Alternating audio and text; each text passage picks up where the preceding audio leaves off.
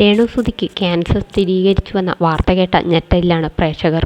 വർഷങ്ങൾക്കു മുമ്പ് ശരീരത്തിൽ വന്ന മുഴ കൃത്യമായി ചികിത്സിക്കാതെ അവഗണിച്ചതാണ് തന്നെ ഈ അവസ്ഥയിൽ കൊണ്ടുപോയി എത്തിച്ചതെന്ന് രേണു മെയിൻസ്ട്രീം വണ്ണിന് നൽകിയ അഭിമുഖത്തിൽ പറഞ്ഞു.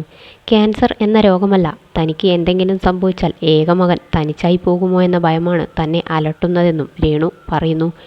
രേണുവിൻ്റെ വാക്കുകൾ ഇങ്ങനെയായിരുന്നു: കീമോതെറാപ്പി തുടങ്ങാൻ പോവുകയാണ്.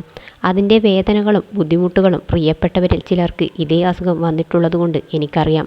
വേറെയും പല ചികിത്സകളും ചെയ്യണം. അതിനെല്ലാം ഞാൻ വിധേയയാകണം. എനിക്ക് ഒരു കുഞ്ഞു കൊച്ചാണുള്ളത്. ഞാൻ ഒന്നുമായിട്ടുമില്ല. എന്നെ സ്നേഹിക്കുന്നവർ പ്രാർത്ഥിക്കണം.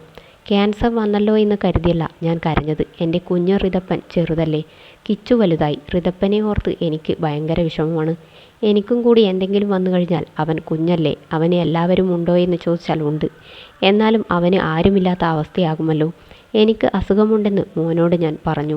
അവന് എന്നെ തൊട്ട് പ്രാർത്ഥിച്ചു. ധൈര്യമുണ്ട് എനിക്ക്. പക്ഷേ കീമോ തുടങ്ങി കഴിയുമ്പോൾ മുടിയൊക്കെ കൊഴിഞ്ഞു പോകാൻ സാധ്യതയുണ്ട്. അതൊക്കെ കാണുമ്പോൾ ആളുകളുടെ ചോദ്യങ്ങൾ കൂടും. അതിനാലാണ് എല്ലാം തുറന്നു പറയുന്നത്.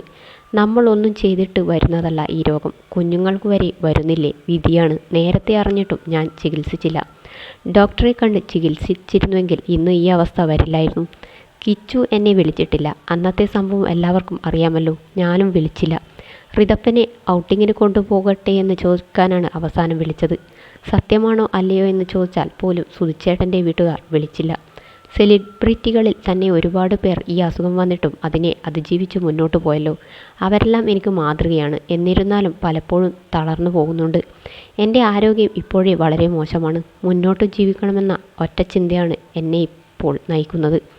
ആരും എന്നെപ്പോലെ ശരീരത്തിലെ മുഴകൾ അവഗണിക്കരുത്. വേദനയില്ലെങ്കിലും ഡോക്ടറെ കണ്ട് ചികിത്സ തേടണം. നമ്മളെ കാർന്നു തിന്നുന്ന അസുഖമാണ് ക്യാൻസർ. എല്ലാവരും ശ്രദ്ധിക്കുക.